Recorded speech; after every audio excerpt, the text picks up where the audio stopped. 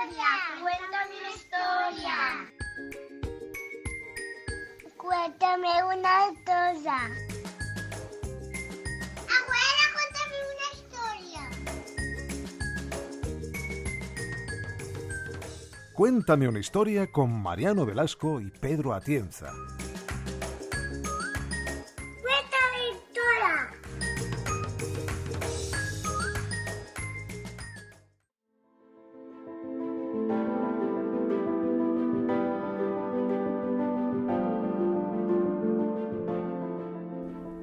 Hoy hablaremos de las guerras carlistas, unas contiendas que marcaron el siglo XIX español y que enfrentaron a dos bandos con concepciones políticas opuestas. Se originaron por una disputa dinástica tras la muerte de Fernando VII en 1833. El rey había derogado la ley sálica, que impedía que las mujeres heredaran el trono, y había nombrado a su hija Isabel como sucesora. Sin embargo, su hermano Carlos María Isidro no reconoció esta decisión y se proclamó rey con el nombre de Carlos V. La primera guerra carlista fue una guerra civil que se desarrolló en España entre 1833 y 1840. Mariano Velasco, autor de la novela histórica Dios, Patria, Barrio y Sangre, cuéntanos, ¿dónde se produjo este primer encontronazo entre estas dos facciones de los Borbones? El detonante de lo que sucedería algunos meses después tiene su origen en el manifiesto que el día 1 de octubre de 1833 el infante Carlos María Isidro de Borbón publicó desde la portuguesa ciudad de Abrantes. Don Fernando VII había fallecido 3 días antes, y don Carlos, como primera reacción a la muerte de su hermano, proclamó sus derechos dinásticos al trono, solicitando a militares, autoridades civiles que se unieran a su causa. Al mismo tiempo, declaró su decisión de trasladarse a la patria para ser reconocido como rey.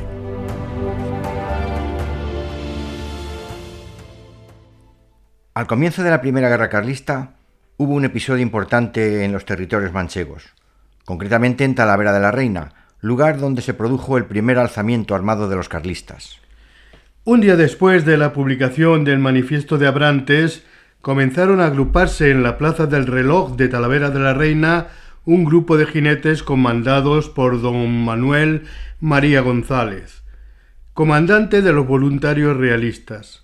Allí mismo proclamó rey de España a don Carlos María Isidro de Borbón, bajo el título de Carlos V, como legítimo rey de España, declarando la vuelta al orden tradicional y a la sucesión masculina al trono.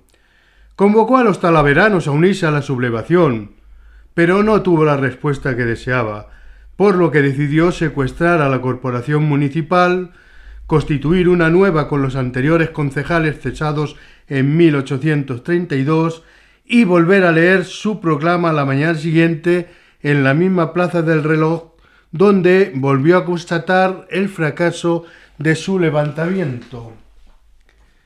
Decidió huir de Talavera, para ello robó cuantos cuartos de los fondos públicos pudo acopiar y buscó la frontera portuguesa. Fue perseguido por los leales de la villa y algunas fuerzas gubernamentales. Alcanzado en la ciudad de Villanueva de la Serena, se le fusiló de forma inmediata.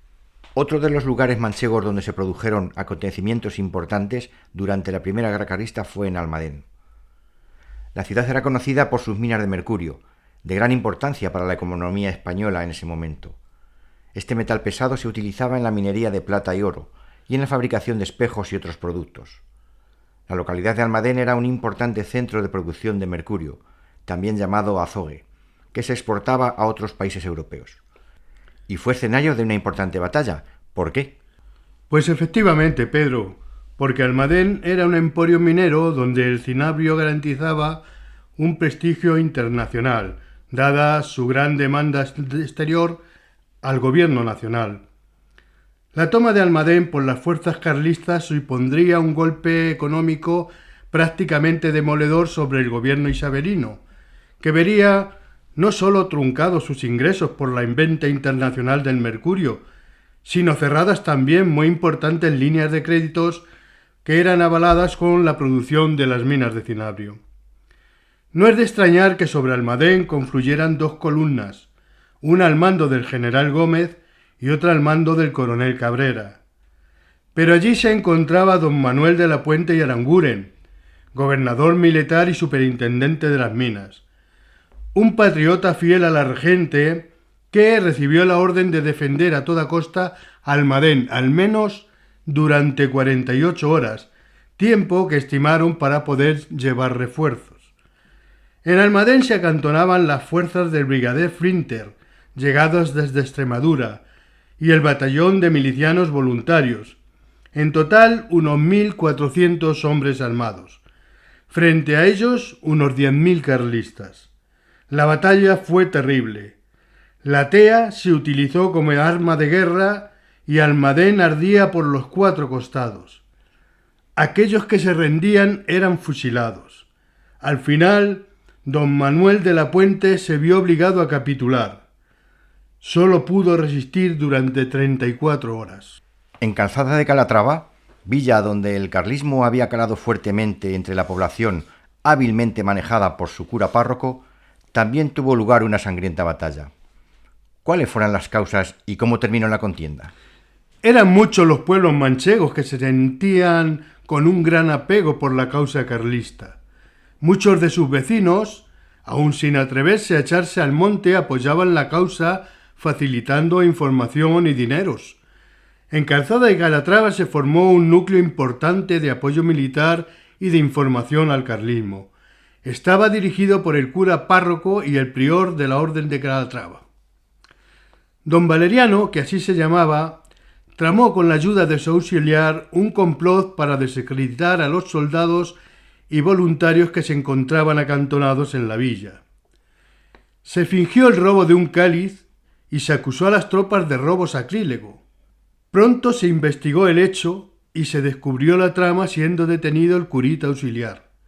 La indignación de don Valeriano y la población no conoció límites.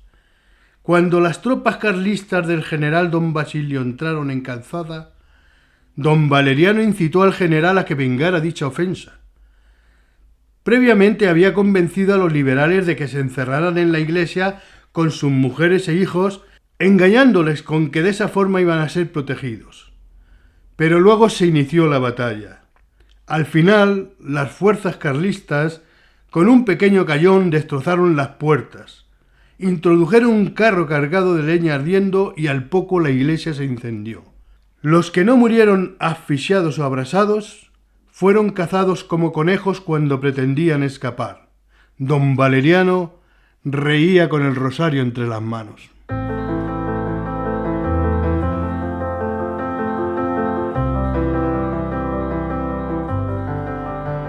6 años después de la primera guerra carlista se inició la segunda, también llamada Guerra de los Matiners, un conflicto que tuvo lugar entre 1846 y 1849, principalmente en Cataluña, entre los partidarios de Isabel II y los de Carlos VI, sucesor de Carlos V.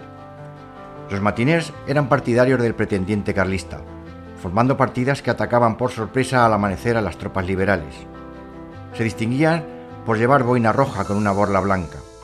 Actuaban en la comarca de Berguedà, en las provincias de Barcelona y Lérida.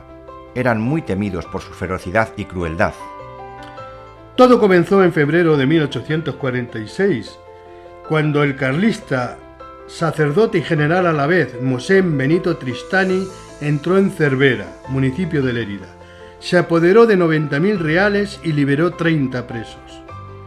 Tristany y otros como él eran gentes que no se habían rendido al finalizar la Primera Guerra y que hicieron del bandolerismo su profesión, salteadores de caminos sin otra forma de ganarse la vida, salvo el pillaje. En 1846 confluyeron una gran crisis agrícola en el país, otra gran crisis industrial en Cataluña y un general descontento con las medidas liberales impuestas por los sucesivos gobiernos de Narváez. El paro y el hambre convulsionaban a la sociedad, especialmente a la catalana. Las partidas carlistas resurgieron nuevamente lanzándose a una nueva guerra, pero en realidad eran guerras motivadas por el hambre y las carencias más que por motivos políticos y derechos dinásticos. Pero eran guerras que provocaban enorme odio y dolor, sentimientos que permanecían y se transmitían entre generaciones, dejando siempre un rescoldo encendido para que todo volviera a suceder.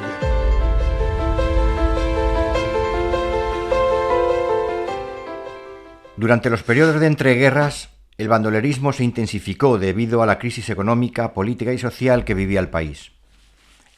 Esta actividad delictiva, que en muchas ocasiones estaba relacionada con los carlistas, consistió en que grupos de hombres que se habían negado a rendirse y a entregar las armas se dedicaron al robo y al pillaje, asaltando caminos, pueblos y haciendas, robando, matando y secuestrando a sus víctimas. Algunos de ellos se convirtieron en verdaderos héroes populares, contando con el apoyo y la admiración de los campesinos pobres, que los veían como defensores de sus derechos y libertades frente al poder centralista y liberal. En realidad existe una gran aproximación entre las figuras del guerrillero y el bandolero. Pero tanto en el guerrillero como en el bandolero subyace el modelo del hombre del pueblo, un hombre que puede ejercer cualquiera de los dos papeles, pasar de uno a otro con suma facilidad, y así actuarían según los diversos momentos: guerrilleros durante las campañas bélicas, bandoleros en los periodos de entreguerras. También es cierto que la idea romántica del bandolero justiciero que robaba a los ricos y daba a los pobres cundió entre las clases más bajas de la población, pero la realidad no confirma esta creencia. Muchos de ellos fueron extraordinariamente crueles, una auténtica pesadilla para comerciantes, ganaderos, pastores, carboneros, viajeros que sufrieron robos, secuestros, vejaciones y muerte. Y entre los guerrilleros bandoleros más conocidos de La Mancha se encuentra la figura de Merendón, nacido en Dos Barrios, Toledo, en 1849. Cuéntanos, Mariano, ¿qué nos puedes decir de él? La historia de Merendón comenzaría en 1865 en la isla de Cuba, a la que se desplazó como soldado voluntario, entablando relación con lo más deleznable del ejército colonial. Pronto destacó por pendenciero, bebedor, jugador e indisciplinado, hasta que perpetró un robo en los almacenes de la Real Hacienda. Sometido a consejo de guerra, ingresó en 1868 en un penal para cumplir 20 años de prisión. El comienzo de la Guerra de los 10 años posibilitó que saliera para incorporarse de nuevo al ejército. Perdió un ojo en una reyerta y se le dio de baja en el ejército en 1872. Fue entonces, una vez en España, cuando se echó al monte donde con la proclamación de la Primera República formó partida de bandoleros. Con el estallido de la Tercera Guerra Carlista en 1873, Merendón convirtió su partida en gavilla carlista, actuando en las provincias de Toledo y Ciudad Real. Entraba y salía de los pueblos con audacia total, tomaba alcaldías, juzgados, montaba consejos de guerra, ejecutaba a todo aquel que por delante se le ponía. Llegó a alcanzar el grado de comandante en jefe del Estado Mayor carlista en La Mancha. Merendón sembró el terror por todos los pueblos manchegos, hasta que el 29 de septiembre de 1873, en Porzuna, fue abatido en combate. Tenía 24 años y había formado su gavilla apenas 6 meses antes. Entre las fuentes históricas que nos permiten conocer mejor este periodo se encuentran las cartas que escribieron los protagonistas y testigos de estos acontecimientos, expresando sus sentimientos, opiniones, esperanzas y temores. Se dice que entre ellas está la carta que escribió el ministro de la Guerra del gobierno republicano, el general Serrano, al bandolero Merendón.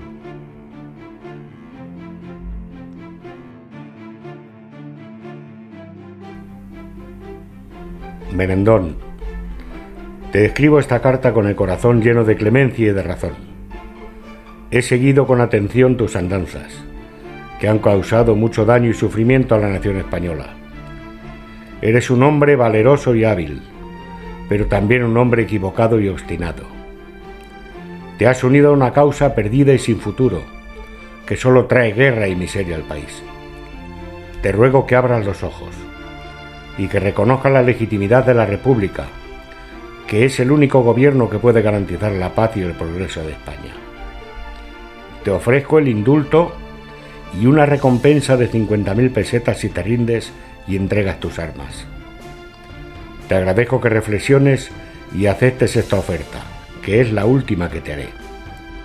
No olvides que te he respetado siempre como enemigo y que te respetaré como amigo. Recibe el saludo más sincero de tu ministro de la guerra que te espera. Serrano.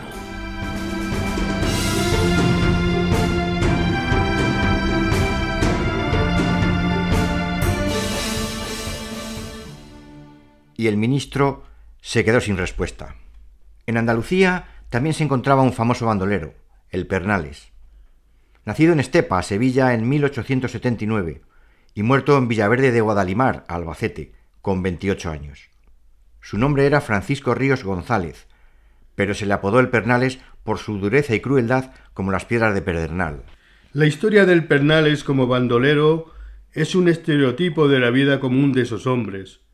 Una infancia infeliz y desgraciada, llena de hambre y de miseria. Un padre sin moral ni principios, bebedor y maltratador de la familia. Sin otros medios ni posibilidades de encarrilar su vida, el Pernales se echó al monte para comenzar una carrera como delincuente que al final acabaría como tantas otras, pronto y mal. Las correrías por los montes le llevaron a forjar un ser insensible y despreciable que actuaba solo movido por su capricho. Nada se le ponía por delante, nada le inclinaba la piedad, fueran sus víctimas ricachones, jornaleros, mujeres, niños o arrieros. Al final cayó como cayeron la mayoría de estos bandoleros, en un encuentro a tiros con la Guardia Civil que acabó con su vida. En realidad, estas fueron las consecuencias y las postrimerías de casi 70 años de bandolerismo y guerra civil. Y hasta aquí, un nuevo episodio de Cuéntame una historia, en el que hemos dado unas breves pinceladas al largo periodo de tiempo que conforman las guerras carlistas. Agradecemos a Antonio Blasco su alocución y a Mariano Velasco por hacernos llegar su libro Dios, Patria, Barrio y Sangre.